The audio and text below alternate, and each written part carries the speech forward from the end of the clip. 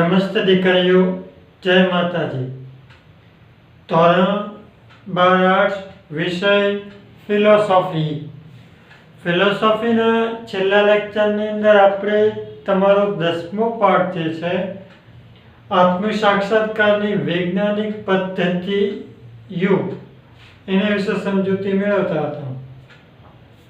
એની અંદર મેં તમને યુગની અર્થ, યુગની વ્યાખ્યા ઉપરાંત જે છે આપણે ભણ્યા હતા યોગની બાબતની અંદર જે ચિત્તની અવસ્થાઓ, ચિત્તની અંદર જે આપણે અવસ્થાઓ ધારણ થાય છે સત્વ, રજસ અને તમસ ગુણને લીધે ક્ષિપ્ત, વિક્ષિપ્ત, મૂળ, એકાગ્ર, નિરુદ્ધ આવી અવસ્થાઓ અને યોગિક જીવન દ્રષ્ટિ તરીકે કઈ રીતે ઉપયોગી છે તેના વિશે આપણે છેલ્લા લેક્ચરની અંદર આ ટોપિક ભણ્યા હતા। આજના લેક્ચરની અંદર આપણે તમારો ત્યાર પછીનો જે મુદ્દો જે છે યોગાભ્યાસ માટે આહાર વિહાર ને દિનચર્યા। આપણે કહી દો કે તમારા સરકાર દ્વારા જે આ વર્ષે સિલેબસ જાહેર કરવામાં આવ્યો છે પરીક્ષા માટેનો, એમાં આ મુદ્દાનો સમાવેશ કરવામાં આવ્યો નથી, પરંતુ સિલેબસના એક ભાગરૂપે આપણે એનો અભ્યાસ કરીશું, જેથી કરીને ખાસ ધ્યાન રાખજો પરીક્ષામાં આ મુદ્દામાંથી એક પણ માર્ક્સનું પૂછાવાનું નથી। તો જોઈએ આપણે તમારો જે પ્રશ્ન, જે મુદ્દો છે યોગાભ્યાસ માટે આહાર વિહાર અને દિનચર્યા। આ વસ્તુ શું છે પહેલા તો એ ખબર પડવી જોઈએ। તો યોગનો સાધક કોને કહેવાય? કે જે વ્યક્તિ યોગ કરે છે એને યોગનો સાધક કહેવાય।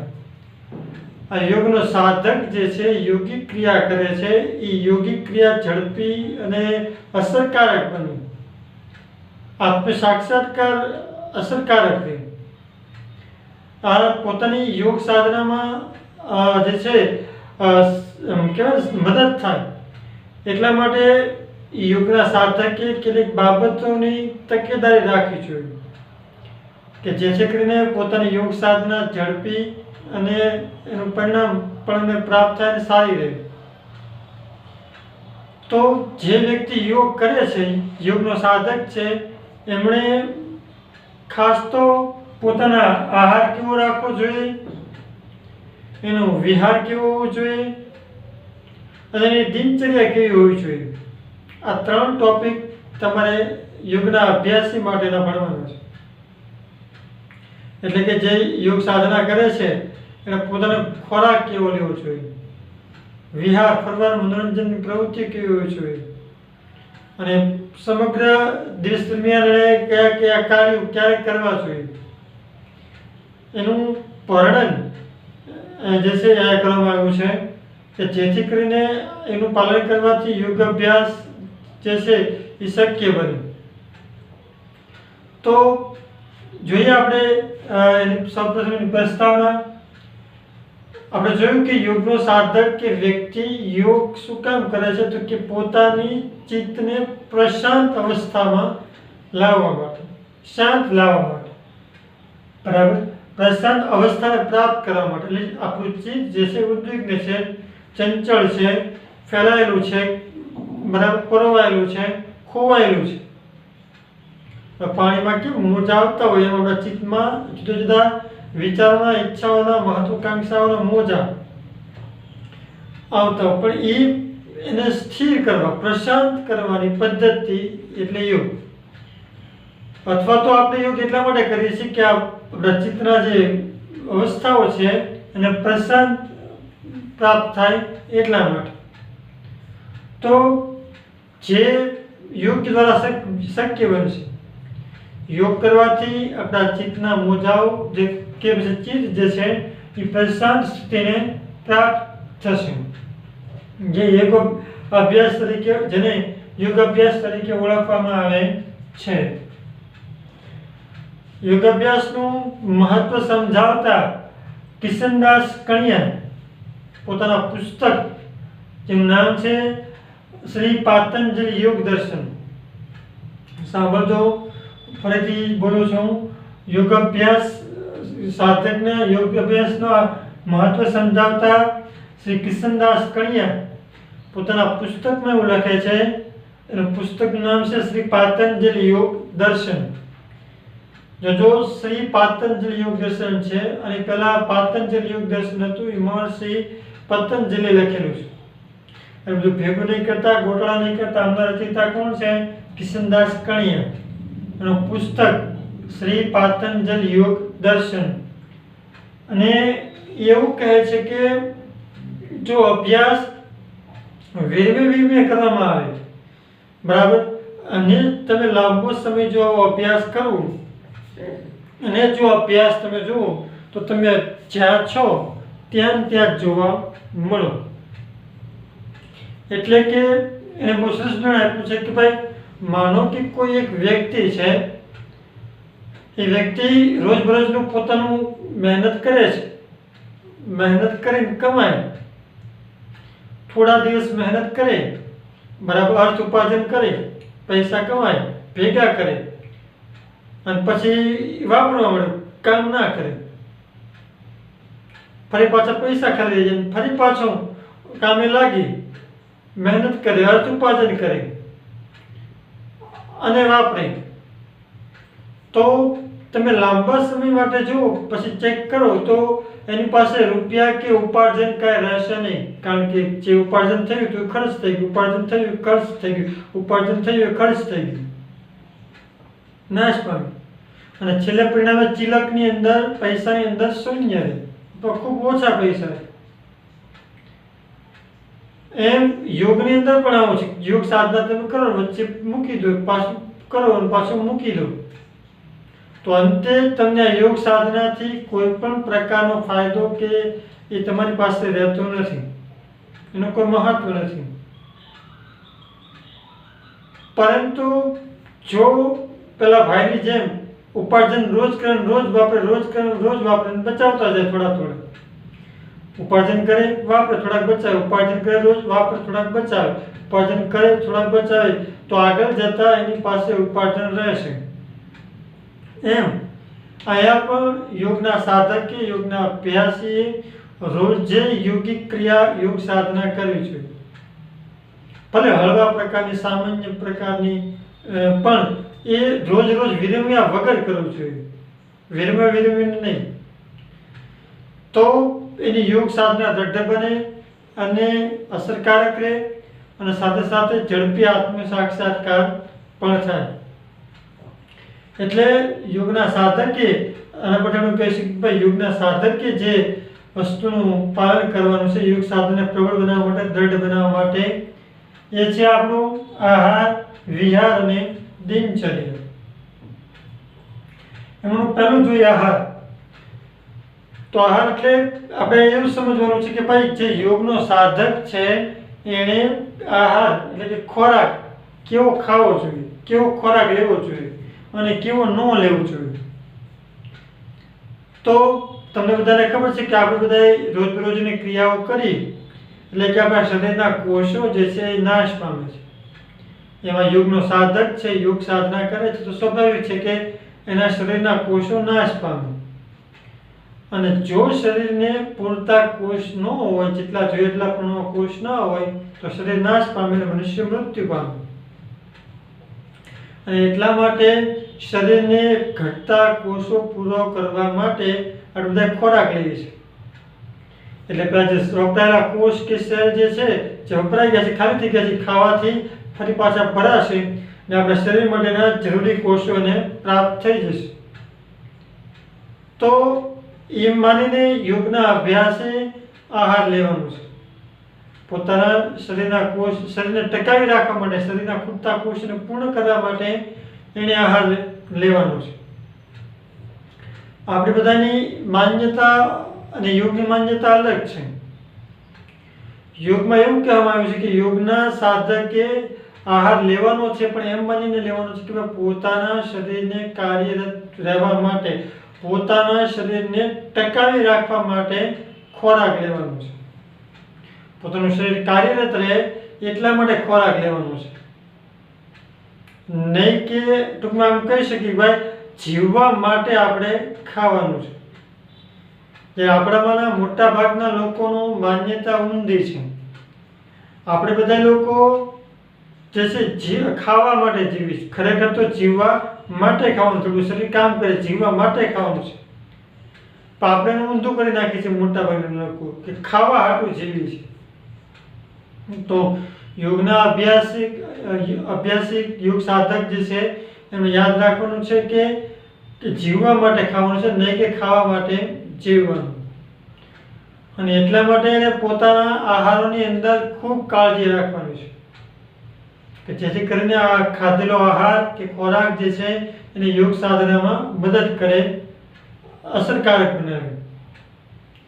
તો આજે આપણે ખોરાક ખાઈએ છીએ એ 3 પ્રકારના ખોરાક હોય છે: તામસિક, રાજસિક અને સાત્વિક ખોરાક.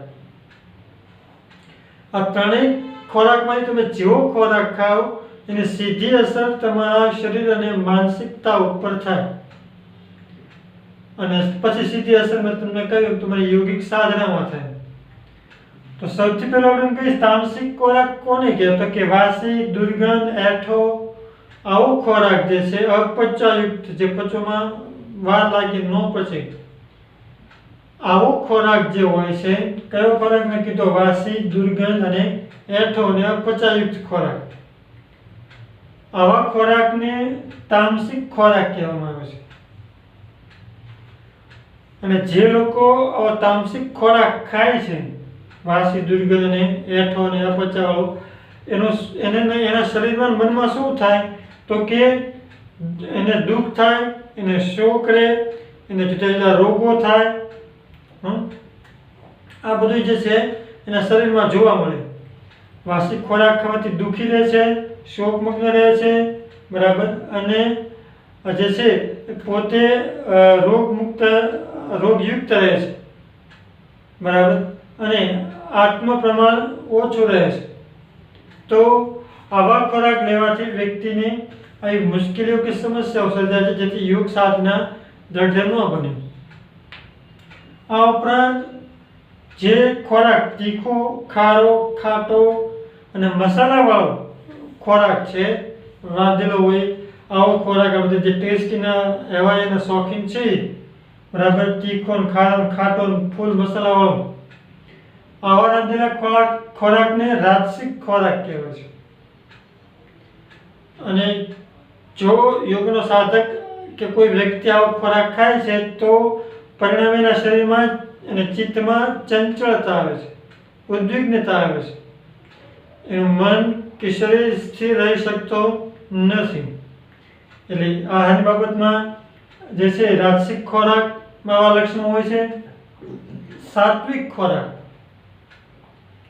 સાત્વિક ખોરાક જે છે એ મોટે ભાગે તાજો, ફ્રેશ, તરીકે છે એવો રાંધેલો ખોરાકને આપણે સાત્વિક ખોરાક કહીશું. રસદાર એટલે ટૂંકમાં રસાળો યોગ્ય માત્રામાં, પૌષ્ટિક ખોરાક, સુવાચ્ય અને યોગ્ય પ્રમાણસરના મસાલા, એટલે બહુ તીખું ને બહુ ભડકાદાર નહીં, બહુ ટેસ્ટિંગ ને બહુ જીભને ખાવા ગમે એવું નહીં, પણ મધ્યમ, બરાબર. કેવો ખોરાક? તો કે સાત્વિક ખોરાક તાજો, રસદાર, પૌષ્ટિક, મધ્યમ મસાલાયુક્ત ખોરાક અને સુપાચ્ય એટલે સારી રીતે પાચન થઈ જાય એવા ખોરાકને કયો ખોરાક કહેવામાં આવે છે? તો કે સાત્વિક ખોરાક કહેવામાં આવે છે. જો યોગનો સાધક આવા ખોરાક ખાય છે તો એની ચિત્તની સંતુલનતા શક્ય બને છે, ચિત્તમાં સ્થિરતા શક્ય બને છે. એટલે યોગના સાધકે ખાસ પોતાના આહારમાં આ પ્રકારની કાળજી રાખવાની છે કે પોતાનો ખોરાક જે છે તામસિક અને રાજસિક ના રહેતા કેવો બને? સાત્વિક બને. આપણે ત્યાં એક કહેવત પણ છે કે જેવો અન્ન એવો ઓડકાર, જેવો અન્ન એવું મન. તો જેવો આપણે ખોરાક લઈએ છીએ એવી આપણી માનસિકતા બંધાય છે.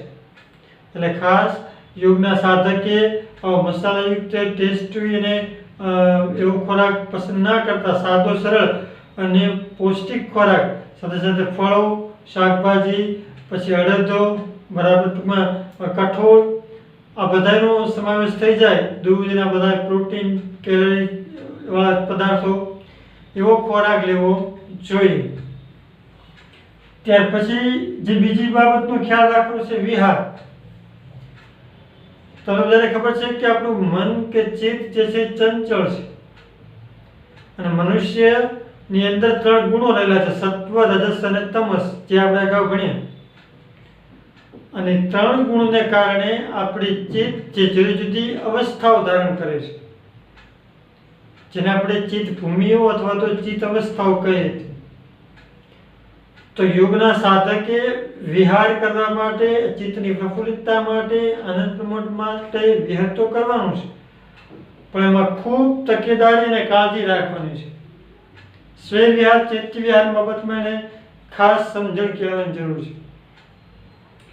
યોગિક ક્રિયાથી રોજરોજના કાર્યથી આનંદ પ્રમોદની પ્રવૃત્તિ કરવાની, પણ સ્વચ્છંદી ન હોવી જોઈએ, નિરંકુશ ન હોવી જોઈએ. સવારે ફરવા ગયા, વિહાર કરવા ગયા છે કે રાત્રે આવ્યા, એવો વિહાર ન હોવો જોઈએ. યોગના સાધકે એવો વિહાર પસંદ કરવાનો છે જેમાં શરીરને અને માનસિક બંને બાબતોને ફાયદા થાય, યોગિક પદ્ધતિમાં, યોગિક સાધનામાં એને મદદરૂપ થાય એવો વિહાર એમણે પસંદ કરવાનો છે. એવો વિહાર જીવનમાં ઉતારવાનો છે રોજબરોજમાં. એટલા માટે કુદરતી દ્રશ્યો નિહાળવા, કુદરતી સૌંદર્ય જોવા, મંદિરે જવું, બાગ બગીચામાં જવું, ભજન ભક્તિ કરવી, આવા કાર્ય કરવાથી એમનો વિહાર જે છે સ્વચ્છંદ નિરંકુશ નહીં રહેતા આધ્યાત્મિક અને ચિત્ત પ્રસન્નતાવાળો બનશે. કારણ કે વિહાર કરવાથી જે વ્યક્તિની માનસિક અસર છે, શારીરિક અસર સાથે માનસિક અસર, ખાસ તો માનસિક અસર, એ યોગ સાધના ઉપર સીધી અસર કરે છે. જો વિહારમાં તકેદારી ન રાખી હોય તો એ વિહારની જે પ્રભાવ છે એ આપણી યોગિક સાધનાની અંદર પડે છે અને યોગ સાધનામાં ભંગ અથવા તો એકસૂત્રતા જાળવવામાં મુશ્કેલ પડે. અને એટલા માટે યોગના સાધકે વિહારની બાબતમાં પણ તકેદારી કે કાળજી ખાસ લેવાની છે. એનો વિહાર આ પ્રકાર, મેં તમને કીધું એ પ્રકારનો હોવો જોઈએ. ત્યાર પછી બીજું છે દિનચર્યા. ત્રીજું દિનચર્યા. દિનચર્યા કોને કહેતો કે દિવસ દરમિયાન તમારે જે જે કાર્ય કરવાનું છે એની એક સૂચિ, એની એક યાદી, એટલે દિનચર્યા. તો યોગનો અભ્યાસી જે યોગ સાધક છે, યોગિક ક્રિયા કરે છે, એની દિનચર્યા કેવી હોવી જોઈએ, એને પોતાના આખા દિવસ દરમિયાન કયા કયા કાર્ય કેવી રીતે કરવા જોઈએ, એ આપણે ભણવાનું છે. તમારા અગાઉની ટેક્સ્ટ બુકની અંદર દિનચર્યા ખૂબ સરળ સહજ રીતે આપી હતી, બહુ સરસ હતી કે ભાઈ યોગનો અભ્યાસી છે એને સવારમાં પોરમાં સૂર્યોદય પહેલા ઉઠી જવું. એટલે લગભગ આપણે કહી શકીએ કે 4 થી 6 ની વચ્ચે, સવારના 4 થી 6 ની વચ્ચે જાગી જવું. આપણે બધા તો મેં કહ્યું હતું કે ભાઈ સૂર્યવંશી છે, સૂર્ય દાદા ઉગે પછી જાગવાવાળા છે, એના કિરણો આપણા પર પડે ત્યારે ખબર ઠીક સવાર પડી. પણ યોગના સાધકે તો સૂર્યોદય પહેલા વહેલા ઉઠી, 4 થી 6 ની વચ્ચે ઉઠી, જાગી, શૌચ, સ્નાન આદિ ક્રિયાઓ કરવી જોઈએ. નાહવું, ધોવું, બ્રશ કરવું, જેને આપણે કહી શકીએ એવી ક્રિયાઓ કરવી જોઈએ. શૌચ સ્નાન કર્યા પછી કોઈ શાંત વાતાવરણ કે ભૌગોલિક કુદરતી સ્થળ હોય કે જ્યાં કોઈ ઓરડો ગમે જ્યાં યોગ્ય લાગે ત્યાં યોગ્ય રીતે સવારમાં પોરમાં ધ્યાન, યોગ, પ્રાણાયામ, સૂર્ય નમસ્કાર આવી બધી ક્રિયાઓ કરવી જોઈએ કે જેથી માનસિક શાંતિ અને ઉદ્વિગ્ન મન શાંત બને અને નવી ઉર્જા જે છે શરીર માટે કાયમ થાય. ત્યાર પછી જાગ્યા પછી યોગ, ધ્યાન, પ્રાણાયામ, આસન આવી બધી પ્રવૃત્તિ કર્યા પછી એમણે યોગના સાધકે હળવો અલ્પાહાર કે ખોરાક લેવો જોઈએ, જેને આપણે નાસ્તો કહીએ છીએ. આ ઉપરાંત એ અલ્પાહાર કે નાસ્તો કર્યા પછી પોતે જે કાર્ય સાથે જોડાયેલા હોય તો એ કાર્ય જવું. દાખલા તરીકે તમે બધા ભણતા હો તો ભણવા માટે જવું, કોઈ નોકરી ધંધો વ્યવસાય હોય તો એ કરવા માટે જવું જોઈએ. હું તમને એની દિનચર્યા બતાવું છું યોગના સાધકનું. એટલે જે ભણતા હોય તો એને વેદ અભ્યાસ માટે જાઓ, અને જે નોકરી ધંધો વ્યવસાય કરતા હોય એમણે એના માટે જાઓ. એવું કહેવામાં આવ્યું છે કે યોગના સાધકે યોગના અભ્યાસ કરનાર વ્યક્તિએ બપોરનું ભોજન 11 થી 1 ની વચ્ચે લઈ લેવું જોઈએ અને રાતનું ભોજન જે છે એ 6 થી 8 ના ગાળાની અંદર મેળવી લેવું જોઈએ, લઈ લેવું જોઈએ. અને યોગના સાધકે બપોરે કેટલા વાગે જમી લેવું જોઈએ? તો કે 11 થી 1 ની વચ્ચે, અને સાંજે રાતનું ભોજન જે છે એ મેં કહ્યું 6 થી 8 ની વચ્ચે લેવું જોઈએ. આ ઉપરાંત જમ્યા પછીના 2 કલાક પોતાના આધ્યાત્મિક વિકાસ થાય, બરાબર, ચિત્ત અને મન શાંત બને એટલા માટે 2 કલાક જે છે એ સંગીત, મંત્ર જાપ, કીર્તન, ભજન, સારા પુસ્તકોનું વાંચન, આ બધી પ્રવૃત્તિઓ 2 કલાક કરવી જોઈએ, કે 8 થી 10 ની વચ્ચે આ બધી પ્રવૃત્તિ કરવી જોઈએ. યોગના અભ્યાસીએ સૂવા માટેનો સમય 11 વાગ્યા પહેલાનો હોવો જોઈએ, એટલે 10 થી 11 ની વચ્ચે સૂવા માટે જવું જોઈએ.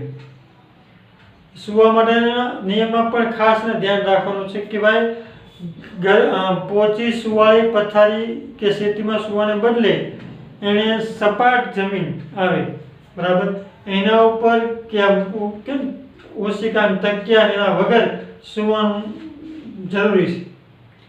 ઉપરાંત નીચે જમીન ઉપર કોઈ ચટાઈ, ધાબળો કે ચાદર પાથરીને આરામ કરવો જોઈએ, કે જેથી કરીને યોગ સાધનામાં એ સહાયરૂપ થાય અને શરીરમાં પણ જે અન્ય રોગો જે થતા હોય એ અટકે અને શરીરમાં એક પ્રકારની લચકતા આવે. અને મેં તમને કહ્યું સૂવાનો સમય રાતના 11 પહેલાનો હોવો જોઈએ.